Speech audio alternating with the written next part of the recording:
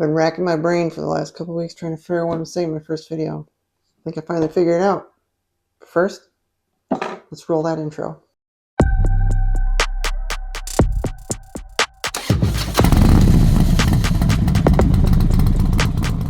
And here we are. Before I start telling you about how I got back into motorcycling in my 40s, I'm going to tell you a little bit about myself. I started riding when I was young, mini bikes, dirt bikes, basically anything with two wheels. But I didn't buy my first street bike until about 22 or 23. My first bike was a 95 Honda CBR 600 F3. That one only lasted for about a few years until I wanted to upgrade. Didn't know what I wanted, but I took my daughter to the dealership and we walked around and narrowed it down to about 3 or 4 motorcycles. I really couldn't decide, so I asked my daughter to choose which one she wanted. She told me to get the 2006 Suzuki Gixxer 600, and I did. It was a great bike. It's fun. It's fast.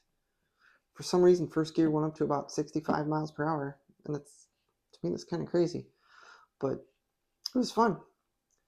Had that bike for about 2 to 3 years, and then I actually had to sell it because life kind of got in the way, and didn't have time for it.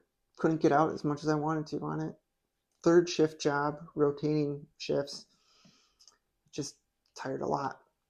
But about 10 years later, once I got in my early 40s, I really missed something, and I really wanted to start riding again, but I didn't know what I wanted. But what I did is I got into Facebook Marketplace and I started searching. Knowing that I really couldn't afford anything truly from a dealership, that's where I started. And I looked and looked. It took me about 6 or 7 months before I found the one that was a good starter, because I didn't want anything big again. I wanted something small to get back into it, knowing that I would drop the motorcycle, tip it over, and I didn't want to feel bad about it. So it was a 2009 Suzuki Suzuki Boulevard C50T, as shown right there. 800 cc's, and bike was great, but it wasn't good for long distance, and I couldn't take it on the interstate, and really anything above 65 miles per hour is kind of uncomfortable. It was loud, had aftermarket pipes, kind of hurt my ear for a little while, but I rode that for 3 years, and then naturally I wanted to upgrade again, but that took me a little while. Started looking at Facebook again, went to all the dealerships in my area, test drove Goldwing, the Kawasaki Vaquero, Harley Road Glide and Street Glide. I went test drove the Indian Roadmaster, Indian Pursuit, Challenger, and Chieftain. But all of them were kind of out of my price range. I really wanted an Indian, but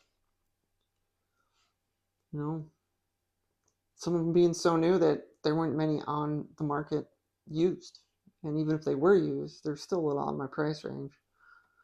I kept going back and forth for, I don't think, about a year, till I found a bike that I liked. I saw it at a local dealership. They just took it in on trade. It took about 3 months before they put it on their website, but it was a 2017 Victory Cross Country. Last year they made it.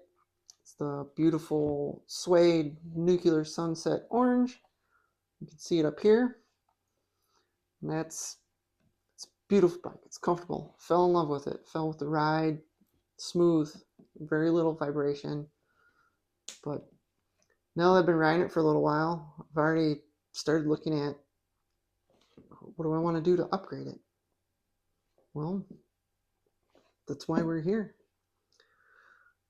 Join me while I find the parts and upgrade it, put saddlebag guards on it, any little parts. I've already put some stuff on it, but it's normal things. I got a quad lock wireless charger head so I can charge my phone and use navigation while I'm riding.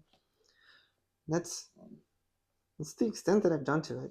Now, I've said that, what we will go into is, next video is I got some stuff to put on it. Someone wired an extra USB cable or USB ports in the right saddlebag, but they hardwired it, so I can't take the saddlebag off, and we need to put in a connector.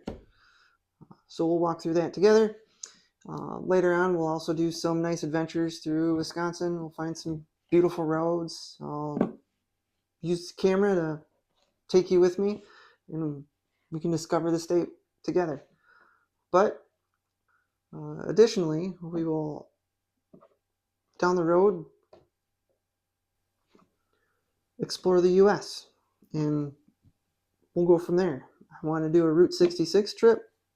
I want to do Highway 101 up the California coast, and a cross-country ride. But winter's coming, and won't really be able to do that right now. With all that being said, thanks for being here. Don't forget to hit the like and subscribe button down below. Share with your friends. If you like what you see, by all means, hit that button, and I'll see you later.